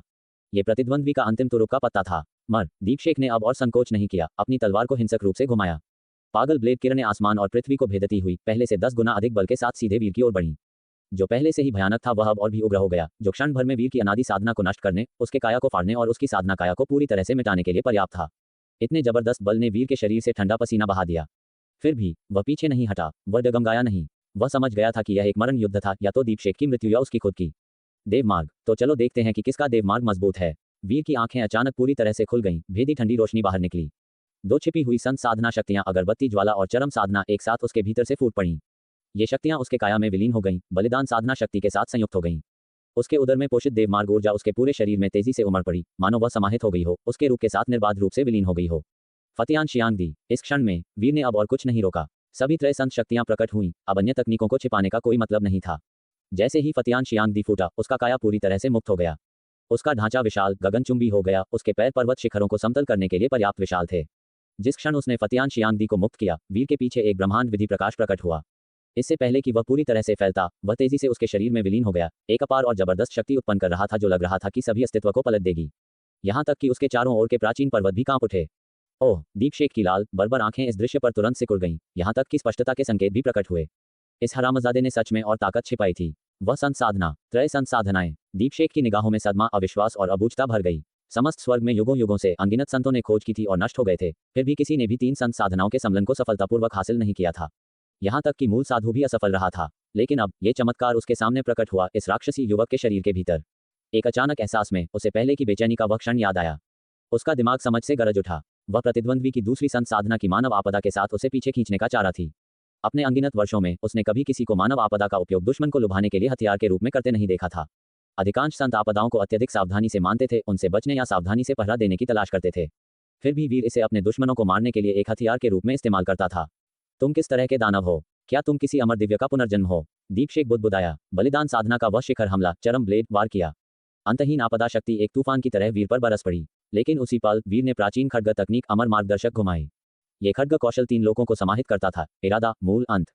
पहले वीर इरादा के दायरे में रहा था। अब उसने मूल के निशान उजागर किए। उसकी खड्ग धारणा चीजों के सार में घुस गई, मानो कोई सच्चा अमर दिव्य उतर आया हो।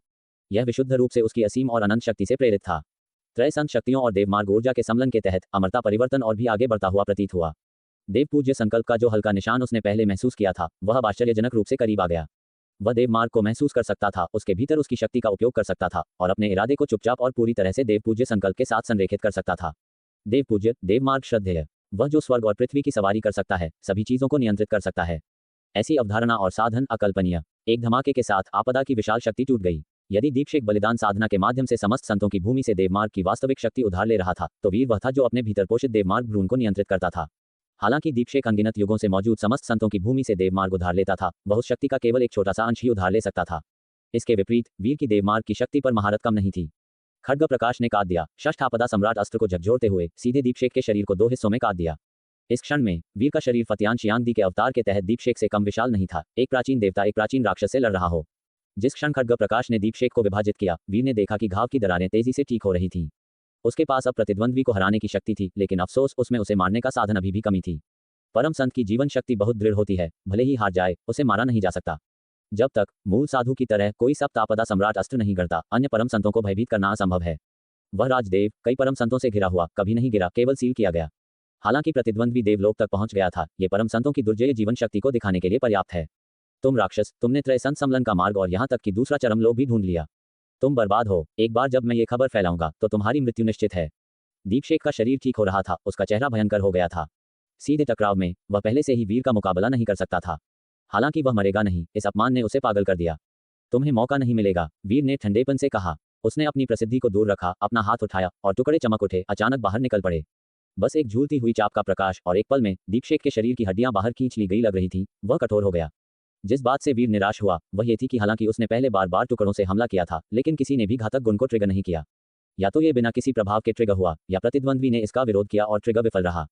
हालांकि उसने इस घातक गुण पर बहुत अधिक भरोसा नहीं किया था।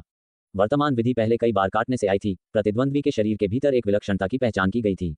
ये केवल एक स्ट्रोक के रूप में दिखाई दिया, फिर भी इसने उसके आदि आत्मा से उसके मांस को अलग कर दिया, शरीर की सभी हड्डियों को काट दिया, मांस को एक लाश बना दिया। वीर ने उसे ठीक होने का कोई मौका नहीं दिया और जैसे ही उसने अपना हाथ उठाया, उसकी आंखों में एक गहरा और तीव्र प्रकाश सतह पर आ गया।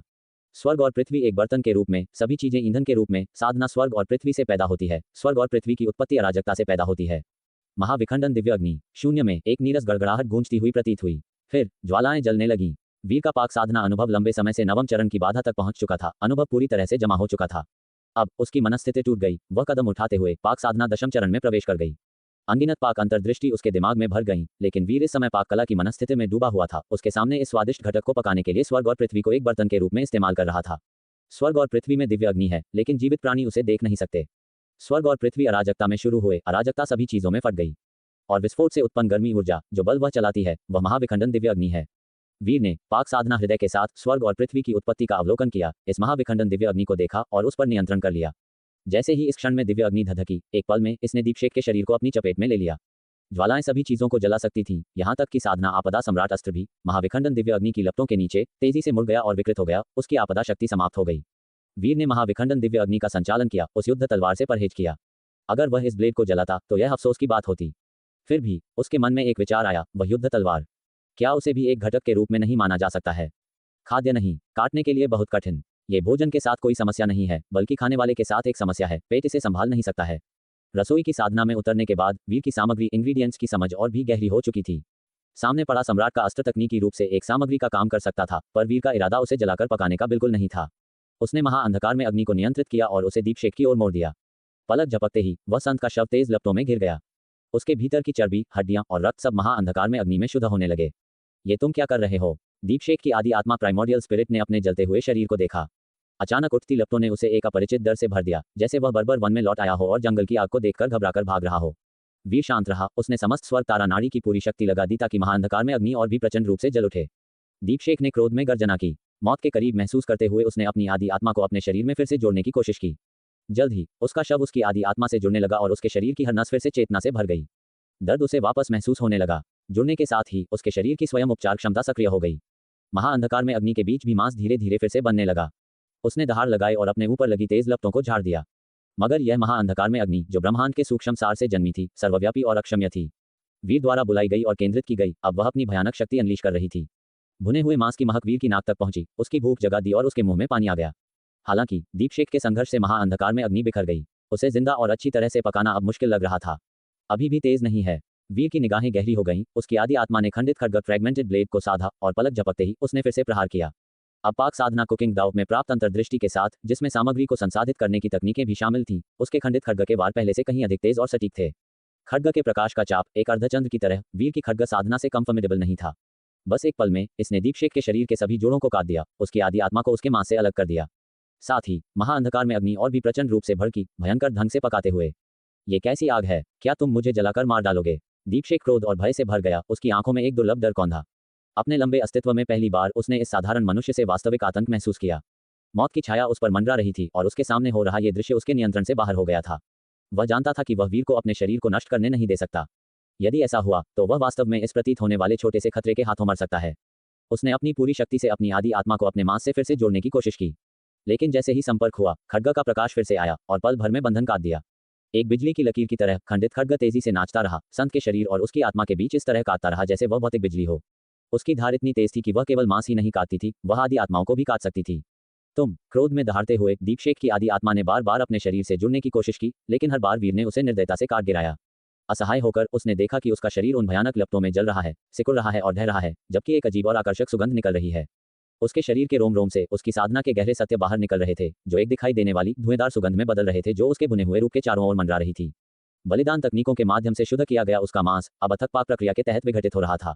एक समय जो शरीर संत मार्ग सेंट पाथ द्वारा पवित्र किया गया था, वह अब खराब हो रहा था। हालांकि मूल रूप से मांस में फ्यूज्ड संत मार्ग डिसिपेट नहीं हुआ था। इसके बजाय वह सिमरिंग शरीर के चारों ओर धुंध बनकर मंडरा रहा था। वीर ने दृश्य देखा और जान गया कि मांस इष्टतम कोमलता, ऑप्टिमल टेंडरनेस तक पहुंच चुका है। यह इसे आत्मसात करने के लिए और भी परफेक्ट बनाता था। बिना किसी हिचकिचाहट के उसने खंडित खड्ग का उपयोग दीपशेख की आदि आत्मा को लगातार चीरने और करीब आने से रोकने के लिए किया, जबकि वह स्वयं संत के बुने हुए शरीर की ओर लपका। महाअंधकार में अग्नि बिखर गई, क्योंकि वीर ने संत के पहले से ही टूटे हुए, सुलगते हुए शरीर में छलांग लगा दी। झुलसाने वाली गर्मी को नजरअंदाज करते हुए उसने इसे फाड़ दिया, हड्डियों, अंगों और अन्य अंदरूनी हिस्सों को बिखेर दिया, जो सभी एक ओवरपावरिंग सुगंध बिखेर रहे थे। कारीगरी के शिखर पर बेहतरीन सामग्री को केवल सरलतम पाक विधियों की आवश्यकता होती थी। दीपशेख का मांस ब्रह्मांड के बेहतरीन खजानों के बराबर, कुछ आध्यात्मिक जड़ी बूटियों या दिव्य फलों से भी बेहतर था। उसकी हड्डियां, रक्त और मज्जा इमेंस शुद्ध ऊर्जा से भरी थीं। एक शब्द भी कहे बिना वीर ने संत का हाथ फाड़ दिया और उसे खुशी से खाना शुरू कर दिया। वर्तमान में फातियान शियांगदी के रूप में उसका विशाल शरीर क्रूरता से दीपशेख के मांस को फाड़ रहा था और खा रहा था। तुम पागल हो गए हो? दीपशेख की आदि आत्मा ने दहशत में देखा। उसकी आंखें लगभग उसके निराकार रूप से बाहर निकल आईं। ये समझ से बाहर था कि यह मनुष्य उसे खा रहा था, उसे मात्र भोजन मान रहा था। वीर का शिकार करने आया था, यह मानते हुए कि वह काटने के ब्लॉक पर सिर्फ एक पूरक पोषण है। अब पासा पलट गया था, उसका अपना मांस खाया जा रहा था। चूंकि हमारा एक ही मूल है, तुम एक पवित्र शरीर, शक्ति प्राप्त करने के लिए मुझ पर फीड करते हो, लेकिन अगर मैं तुम्हें खाऊं तो यह मुझे भी उतना ही भर देगा। वीर ने चबाते हुए कहा। उसकी आदि आत्मा स्पष्ट रूप से दिखाई दे रही थी, क्योंकि वह दीपशेख को ठंडी निगाहों से घूर रहा था। संत की आत्मा क्रोध से कांप उठी, उसके एथेरियल नक्शों में फ्योरी थी।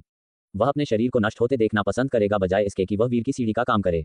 यह अपमान सहा नहीं जा सकता था। वह एक सर्वोच्च संत, प्राचीन युगों और अनगिनत कठिनाइयों से होंद इस मानव साधक के उपभोग के लिए मात्र पशुधन में तब्दील हो रहा था। यह एक आउटराइट इंडिग्निटी थी। आदि साधना 9 गुना फ्रैक्चर। दीपशेख ने दहाड़ लगाई। उसकी आदि आत्मा दिव्य आत्मा शक्ति के एक ओवरवेलमिंग सर्च के साथ फट गई। एक बल इतना माइटी कि यह शून्य में गूंज उठा। भौतिक शरीर के विपरीत आदि आत्मा में कोई मरीडियन नहीं थी। उसकी शक्ति एब्सोल्यूट और अनियंत्रित थी। इस क्षण में उसकी आत्मा 9 अलग अलग धाराओं में विभाजित हो गई, एक दूसरे के साथ उलझ गई और एक दूसरे को एम्पलीफाइड किया, जिससे उसकी शक्ति एक्सपोनेंशियली बढ़ गई। उसकी आदि आत्मा चिल्लाई, क्योंकि वह एक बार फिर अपने शरीर की ओर चार्ज हुई। वीर अचानक पकड़ में आ गया। यह आदि आत्मा के एनहांसमेंट के लिए खेती की गई एक गुप्त तकनीक लगती थी, जो अपनी शक्ति को बढ़ाने में सक्षम थी। उसने जल्दी से शार्ड्स को नियंत्रित किया, प्रतिद्वंद्वी की आदि आत्मा की ओर स्लाइसिंग करते हुए। दीपशेख की आदि आत्मा ने डॉज नहीं किया, शार्ड्स को अपने माध्यम से क्लीव करने दिया। आदि आत्मा की शक्ति में विस्फोटक वृद्धि के बावजूद ये शार्ड्स के सामने पतले कागज की तरह नाजुक थी, आसानी से कट अपाट हो गई। हालांकि खंडित आदि आत्मा ने अलग अलग आकार लिए भौतिक शरीर की ओर विभिन्न दिशाओं से डार्ट करते हुए। वीर का एक्सप्रेशन बदल गया और उसने जल्दी से दीपशेख के भौतिक शरीर को पकड़ा, टेलीपोर्टिंग अवे। उसी समय उसने देव पूज्य बल को बुलाया, जिसने एक भारी ठंडी स्नॉट निकाली। आदि आत्मा दिव्य आत्मा से संबंधित है और दिव्य आत्मा आध्यात्मिक शक्ति का सार है। इसी तरह देव पूज्य बल आध्यात्मिक शक्ति का पिनिकल रिप्रेजेंटेशन है। झटके के तहत खंडित आदि आत्मा मोमेंटरली रुक गई, लेकिन जल्द ही वे सभी वीर पर अपना विषैला टकटकी लगाए और भाग गए। वीर ने अनादि साधना क्षेत्र को सक्रिय किया, शाद्स का उपयोग निरंतर हमलों को रोकने के लिए किया, जबकि अपनी दूरी बनाए रखी। साथ ही उसने लालच से भौतिक शरीर को खा लिया। जैसे ही मांस उसके मुंह में गया, वीर ने अपने शरीर में दौड़ती हुई एक इंटेंस गर्मी महसूस की, जैसे एक भूखा आदमी समृद्ध मांस के सूप का स्वाद ले रहा हो या एक प्यासी धरती अमृत को अब्जॉर्बिंग कर रही हो। इस पोषण ने उसे अपार शक्ति की लहरों से भर दिया। वीर जितना अधिक खाता गया, उतना ही तेज उसने उपभोग किया और उसके साधना क्षेत्र का प्रभुत्व उतना ही इंटेंसिफाइड होता गया। रुक जाओ, दीपशेख ने फ्योरी में दहाड़ लगाई, फ्रैंटिकली उसका पीछा करते हुए। उसकी आदि आत्मा का एक फ्रैगमेंट अचानक शाद्स को बाईपास कर गया और वीर के साधना क्षेत्र में छेद कर गया। हालांकि उसकी गति बाधित हुई थी, फिर भी वह जल्दी से भौतिक शरीर में बरो करने में कामयाब रहा। आदि आत्मा के उसमें मर्ज होने से लाइफलेस भौतिक शरीर में फिर से जीवन आने लगा। वीर की आंखों में एक चमक दिखाई दी और आदि आत्मा को फिर से अलग करने के लिए शाद्स का उपयोग करने के बजाय उसने सीधे शरीर के उस हिस्से को काट लिया जिसमें आदि आत्मा छिपी थी। तुम मौत को बुलाते हो, दीपशेख क्रोध में चिल्लाया। उसकी आदि आत्मा भौतिक शरीर से बर्स्ट आउट हुई, वीर की आदि आत्मा को बुझाने के उद्देश्य से एक खड्ग में बदल गई। वीर की आदि आत्मा देव पूज्य बल में पीछे हट गई। जैसे ही युद्ध खड्ग गुजरा, ये देव पूज्य बल से टकराया। दीपशेख की प्यूपल्स सिकुड़ गईं, क्योंकि उसने अचानक महसूस किया कि उसकी चेतना एक अंतहीन वास्ट दुनिया में प्लमटेड हो गई है। एक ओवरवेलमिंग उपस्थिति, अनदेखी और अननोएबल, आकाश और पृथ्वी पर ऑमनिप्रेजेंट प्रतीत हुई, उस पर नीचे घूर रही थी। यह क्या है? दीपशेख मोमेंटरली लड़खड़ा गया, डिस्ट्रैक्टेड हो गया। अवसर का लाभ उठाते हुए वीर ने अपनी आदि आत्मा की शक्ति को संत की आदि आत्मा के फ्रैगमेंट के चारों ओर लपेट लिया, तेजी से उसे रिफाइन किया, जबकि फटे हुए रक्त और मांस को डिवाउर किया। आत्मा अनफ्यूज्ड मांस से प्रेषित दर्द सिर्फ नसों से रिले होने वाली सनसनी नहीं थी, यह आध्यात्मिक स्तर तक फैल गया। हजार मौत दर हजार कट से भी अधिक टॉर्चरस, अलग करना या बचना असंभव था। ये भौतिक शरीर, संत मार्ग और आदि आत्मा का साइमल्टेनियस श्रेडिंग था। दीपशेख ने एक एंग्विश चीख निकाली, फियर्सली संघर्ष किया, लेकिन वीर के अथक काटने के तहत उसकी जीवन शक्ति जल्दी से बुझ गई। उसकी आदि आत्मा के शेष फ्रैगमेंट अभी भी अथक रूप से वीर का पीछा कर रहे थे। वीर ने उन पर कोई ध्यान नहीं दिया, खुद को खाने के एक फ्रेंजी में दफन कर लिया। दीपशेख की आदि आत्मा का एक फ्रैगमेंट उपभोग करने के बाद वीर की आदि आत्मा थोड़ी सी ऑगमेंटेड और एलिवेटेड लग रही थी। वीर का दिल फेंटली स्टर्ड हुआ। अगर उसकी आदि आत्मा चरम लोक तक पहुंच गई, तो वह संभवतः दिव्य यात्रा के अंतिम लोक तक असेंड कर सकता था। हालांकि उसकी आदि आत्मा ने एक मामूली उन्नति दिखाई, उसे किसी आसन सफलता का एहसास नहीं हुआ। चरम लोक की बॉटलनेक को तोड़ना जाहिर तौर पर इतना आसान नहीं था। जैसे जैसे दीपशेख का भौतिक शरीर प्रोग्रेसिवली डिवाउर्ड होता गया, यह अपने मूल रूप के एक तेजी से छोटे हिस्से तक dwindled हो गया। महाअंधकार में अग्नि के तहत उसका मांस और भी तेजी से घुल गया, और जो साधना ऊर्जा एस्केप हुई वह भी वीर द्वारा उपभोग कर ली गई।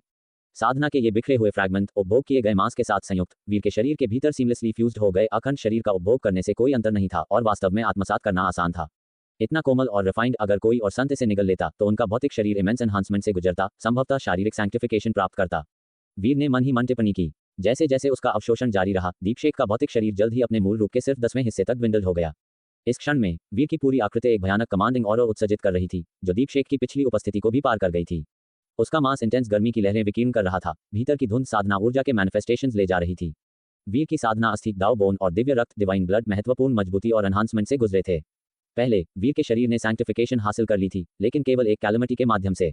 अब उसने महसूस किया कि यह सुधार 3 कैलेमिटी से बचने के कल्मिनेशन को भी पार कर सकता है। उसके भौतिक शरीर के भीतर संत मार्ग शक्ति और अधिक फॉर्मिडेबल हो गई। उसका फ्रेम एक असामान्य सुगंध उत्सर्जित कर रहा था, खुद को साधना ऊर्जा से घेर रहा था। प्रत्येक पौ में एक प्रतीत होता है वास्ट और गहरा पैसेजवे था, जिसमें इन्फिनिट शक्ति और प्रभुत्व था। वीर अचानक रुक गया, पीछा करते हुए दीपशेख पर नजर पड़ी। उसने देखा कि आदि आत्मा का एक फ्रैगमेंट पीछा करने के दौरान पीछे रह रहा था, एक फ्रैगमेंट अब दूसरी दिशा में स्नीक अवे कर रहा था। जाहिर है, जबकि प्रतिद्वंद्वी ने पहले जबरदस्त गुस्सा दिखाया था, उसने बुद्धिमानी से एक एस्केप रूट को संरक्षित किया था। उसके गुस्से ने उसके निर्णय को क्लाउड नहीं किया था। वीर ने ठंडी स्मग दी, अपना हाथ उठाया, ऐसा महसूस हुआ जैसे वह शून्य को ही कुचल सकता है। दबाओ। वीर ने अपनी हथेली उठाई और कसकर पकड़ लिया। उसकी हथेली के केंद्र में एक काला वॉर्टेक्स उभरा, जिसने अंतरिक्ष को तोड़ दिया। उसकी खींचने वाली शक्तियों ने सराउंडिंग शून्य को वॉप कर दिया। दीपशेख की आदि आत्मा के फ्रैगमेंट जो उसका पीछा कर रहे थे, उन्होंने सदमे और क्रोध में देखा, फ्योरी और डिस्पेयर से ओवरवेल्म्ड। वह वास्तव में वीर द्वारा डिवाउर्ड कर लिया गया था, एक सैक्रिफिशियल ऑफरिंग तक कम हो गया था। एक थंडरस ध्वनि के साथ आदि आत्मा के कई फ्रैगमेंट इम्प्लोडेड हो गए। भौतिक शरीर के बिना केवल आदि आत्मा की शक्ति पर निर्भर रहना कई चरम लोक तकनीकों की कमी थी, जिससे वह वीर का कोई मुकाबला नहीं कर पाया। अगर वीर आदि आत्मा चरम लोक तक नहीं पहुंचा होता, तो दीपशेख अपनी आदि आत्मा का उपयोग एक एस्ट्रल खड्ग बनाने के लिए कर सकता था। वीर की दिव्य आत्मा को मौके पर ही स्लॉटर कर सकता था और इस तरह उसके भौतिक शरीर पर कब्जा कर सकता था। लेकिन वीर की आदि आत्मा कमजोर नहीं थी और देव पूज्य बल द्वारा फोर्टिफाइड थी, जिससे यह अभेद्य बन गई। मूल साधु तुम्हें जानता है, वह निश्चित रूप से तुम्हें मार डालेगा। दीपशेख ने फ्यूरियसली दहाड़ लगाई। वीर ने आदि आत्मा के प्रत्येक फ्रैगमेंट को मेथोडिकली नष्ट कर दिया, फिर अपनी निगाहें उस एक की ओर मोड़ दी जो फ्रैंटिकली दूर भागने की कोशिश कर रहा था। उसने ठंडी स्नीयर की और रिटर्निंग रूइन इंस्टेंटेनियस मूवमेंट में कदम रखा, बिजली की गति से उसका पीछा किया। भागती हुई आदि आत्मा का एक्सप्रेशन ड्रास्टिकली बदल गया, लेकिन उसने केवल उसे एक नजर दी और फिर पीछे मुड़े बिना आगे बोल्ट हो गई। इस क्षण में वह कुछ और विचार करने का रिस्क नहीं उठा सकता था। उसका एकमात्र लक्ष्य नाग संत या किसी अन्य संत तक पहुंचना था ताकि वीर के त्रय संत में साधना के रहस्य को उजागर किया जा सके। जब तक ये खबर सर्वोच्च संतों के कानों तक पहुंचती, आदि आत्मा का मानना था कि भले ही अमर दिव्य मार्ग की खोज की गई हो, ये सर्वोच्च संत वीर को कुचलने के लिए सेना में शामिल हो जाएंगे, जिससे वह दिव्य राजा के मार्ग का अनुसरण करेगा। आखिरकार त्रय संत का फ्यूजन संत चरम लोक से संबंधित था, एक अवधारणा जो मिस्टिकल और प्रिकेरियस दोनों थी। एक बार यह कहा गया था कि चरम लोक साधना समझ लोक में समाप्त होता है, जिसके परे चरम का कोई और लोक मौजूद नहीं था। इस प्रकार संत चरम लोक एक मिथक बन गया, और चूंकि किसी ने भी त्रय संतों को एक में साधना में सफलता नहीं पाई थी, वह मिथक अनवेरिफाइड रहा।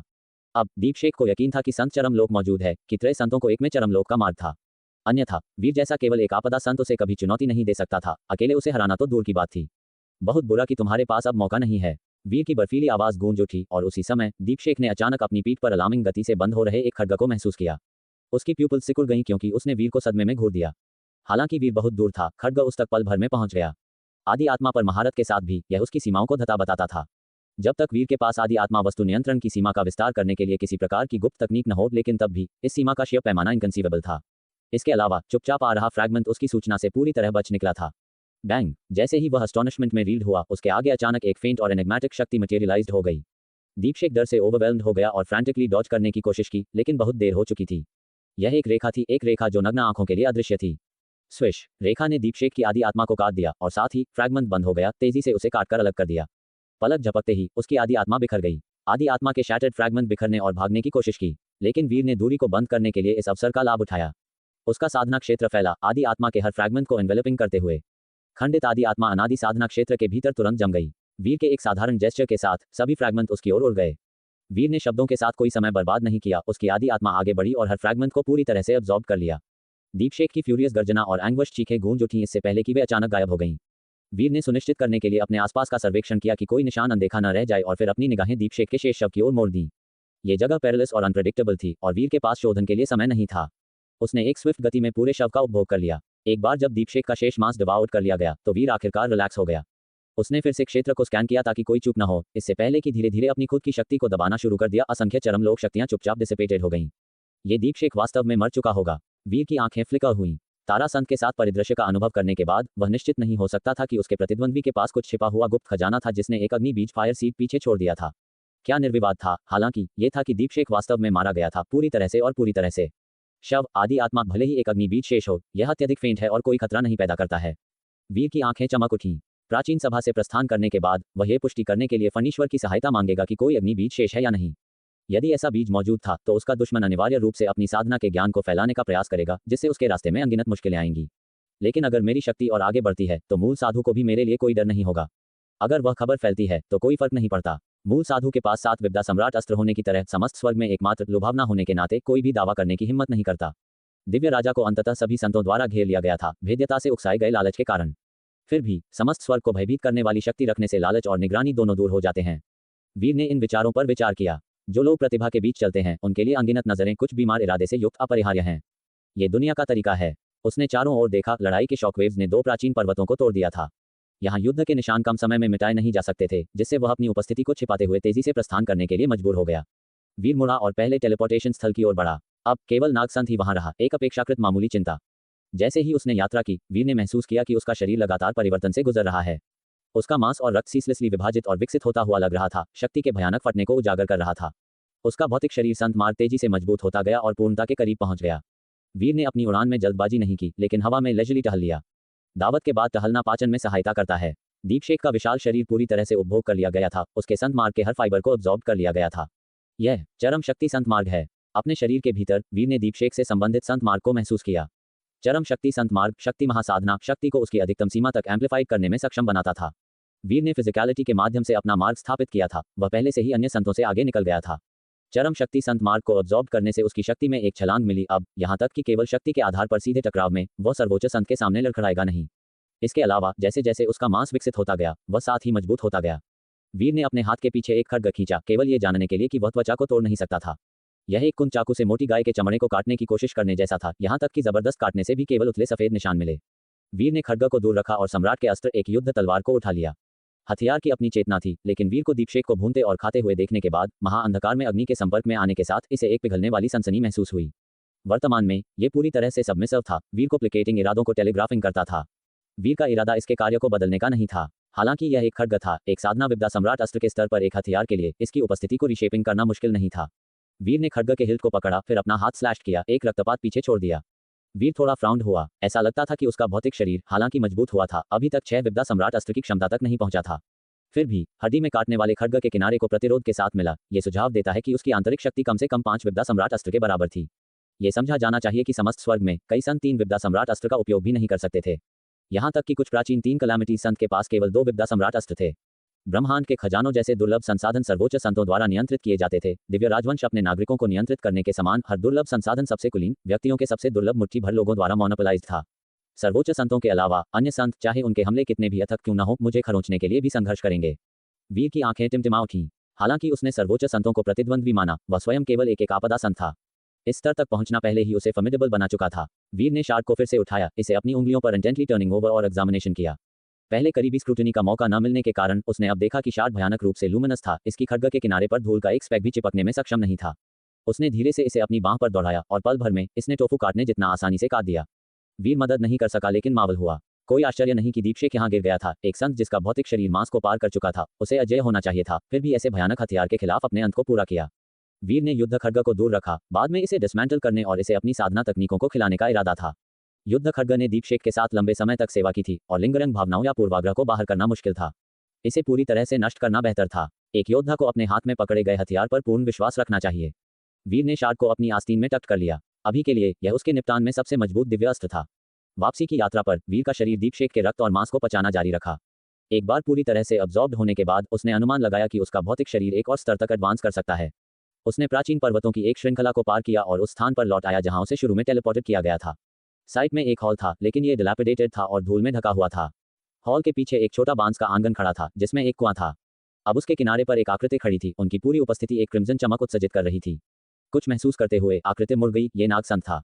हालांकि नागसंत की वर्तमान उपस्थिति कुछ अनसेटलिंग थी। उसका एक्सप्रेशन मुड़ा हुआ था, उसका चेहरा दर्द से कंटॉर्टेड था, जैसे किसी असहनीय तनाव को सहन कर रहा हो। उसकी आंखें सैवेजरी से भरी हुई थीं। लेकिन वीर को देखते ही उसकी आंखों में सैवेजरी और दर्द अब्रप्टली थम गया। जाहिर है, उसने दीपशेक को व्यक्तिगत रूप से वीर का शिकार करते हुए फिर भी उसे मारने में विफल रहने की उम्मीद नहीं की थी। वह जानता था कि दीपशेक ने वीर का पीछा क्यों किया, अपने शरीर को एक मांस गोली में रिफाइन करने के लिए, जिससे वह भौतिक शरीर दिव्य लोक तक असेंड कर सके। उस अवस्था को प्राप्त करना उसे मूल साधु और दिव्य राजा का राइवल बनने के लिए पर्याप्त बना देगा। उसने सीधे कारणों से हस्तक्षेप नहीं किया था। अतीत की थोड़ी सी कैमराडरी के अलावा उसने पहले ही इस हॉल के भीतर कुछ छिपा हुआ महसूस कर लिया था, लेकिन इससे पहले कि वे इसे अच्छी तरह से एक्सप्लोर कर पाते, वीर रहस्यमय तरीके से यहाँ फिर से प्रकट हो गया था। दीपशेक का वीर का पीछा करना उसे इस प्राचीन हॉल में अनडिस्टर्ब्ड गहराई से जानने की अनुमति देता था। आपसी लाभ। आखिरकार मूल साधु और दिव्य राजा के साथ एक और दीपशेक उसके लिए इनकॉन्सिक्वेंशियल था। दीपशेक देवलोक तक असेंड नहीं करेगा और तुरंत उस पर हमला शुरू करेगा। तुम वास्तव में जिंदा वापस आ गए, दीपशेक को शेकिंग ऑफ करते हुए नागसंत ने सदमे और संदेह में वीर को घूर दिया। यह संभव नहीं हो सकता। क्या ऐसा हो सकता है कि वीर की आंदोलन तकनीक ने साधना में प्रवेश एंटर दाव कर लिया हो? उसके अलावा वह वीर ने दीपशेक को कैसे चकमा दिया, इसके लिए कोई स्पष्टीकरण नहीं सोच सकता था। वीर का स्वाभाविक रूप से उसे समझाने का कोई इरादा नहीं था। जबकि नागसंत हिचकिचाया, वीर ने अपने हाथ में शार्ड के साथ अनफ्लिंचिंगली वार किया। इस प्राचीन हॉल में आना जीवन और मृत्यु युद्ध का मामला था। अगर कोई अवसर या भाग्य का क्षण था, तो भी उसके सबसे दयालु इरादों के साथ अन्य उसके प्रति हत्या का इरादा रखेंगे। एकमात्र रास्ता पहले वार करना था। दया ने खुद को पेरिल में डाल दिया, दूसरों को मिसप्लेस बेनेवलेंस में पहले वार का लाभ सौंप दिया। एक मूर्खतापूर्ण विकल्प। स्प्लट। पलक झपकते ही शार्ड रिटर्निंग रूइन के माध्यम से टेलीपोर्टेड हो गया और सीधे नागसंत की खोपड़ी में छेद कर गया। नागसंत, नागवंश के सर्वोच्च, सभी रचनाओं में ड्रैगन के बीच सबसे फॉर्मिडेबल होने के बावजूद एक संत नहीं था जिसका भौतिक शरीर मांस को पार कर चुका था। भौतिक लचीलापन के मामले में वह दीपशेक से एक पायदान कम था। इस क्षण में कोई बाधा नहीं थी। उसकी खोपड़ी टूट गई और रक्त और मांस फट गया। फिर भी अगले ही पल शिमरिंग नाग तराजू ने उसके शरीर को घेर लिया और एक आदि आत्मा का सिर टूटी हुई गर्दन के ऊपर मटेरियलाइज्ड हो गया, क्योंकि उसने क्रोध और सदमे में चिल्लाया। यह क्या हथियार है? उसका अस्टोनिशमेंट स्पष्ट था। दीपशेक के अलावा उसका रक्षात्मक भौतिक शरीर समस्त स्वर्ग में एपेक्स के बीच था, फिर भी इसे बिना किसी प्रतिरोध के एफर्टलेसली छेद दिया गया था। हथियार भयानक रूप से उसके भौतिक रूप को ऑब्लिटरेट करने में सक्षम महसूस हुआ। सौभाग्य से हथियार में विद्या शक्ति ट्रिबुलेशन पावर नहीं थी। शार्पनेस के अपने स्तर के साथ ये 7 विद्या सम्राट अस्त्र के रूप में अर्हता प्राप्त कर सकता था, लेकिन इसमें उस कैलिबर से मेल खाने वाली ओवरवेलमिंग विद्या शक्ति की कमी थी। अन्यथा बस कुछ ही क्षण पहले उसका पूरा भौतिक शरीर नष्ट हो गया होता और यहाँ तक कि उसके संत मार्ग को भी आंशिक रूप से डिसमेंटल किया जा सकता था। वीर शांत रहा, केवल शार्ड को अथक हमले में निर्देशित कर रहा था। दीपशेक को पकाने के बाद वीर की पाक साधना में दक्षता ने 9वें चरण की बॉटलनेक को तोड़ दिया, 10वें चरण तक पहुंच गया, अनुभव में इमेंस लाभ प्राप्त किया। वापस यात्रा करते समय वीर ने इस लाभ की समीक्षा की, कुल मिलाकर 2 मिलियन अनुभव अंक। 10वें चरण के अनुभव के लिए अधिकतम कैप 10 मिलियन था। दूसरे शब्दों में बस 4 और सर्वोच्च संत स्तर की सामग्री को पकाने के लिए अपने अनुभव को पूरी तरह से मैक्स आउट करने के लिए पर्याप्त होगा। इस क्षण में वीर के सामने नाग संत 2 मिलियन अनुभव अंकों से अधिक कुछ नहीं दिखाई दिया। वीर को नहीं पता था कि 10वें चरण के अनुभव कैप से परे क्या एडवांसमेंट्स इंतजार कर रहे थे। वह किस तरह के लोग तक एलिवेटेड होगा। पौराणिक अमर दिव्य, अगर ऐसा है तो वास्तव में उसकी प्रेरणा सर्ज हुई। बज नाग संत का नाग सम्राट क्षेत्र तुरंत सामने आया और इस क्षेत्र के भीतर ऐसा था जैसे अनगिनत नाग गर्जनाएं गूंज उठी, आकाश और पृथ्वी को हिलाते हुए। ठीक। तो दोस्तों, ये था आज का सफर जेएस नोवेल वर्ल्ड के साथ, जहां हर कहानी में होता है ट्विस्ट और थोड़ी सी मस्ती। अगर आपको मज़ा आया हो तो लाइक, शेयर और सब्सक्राइब करना ना भूलें। मिलते हैं अगले एपिसोड में। तब तक बने रहिए जेएस नोवेल वर्ल्ड के अद्भुत दुनिया के साथ।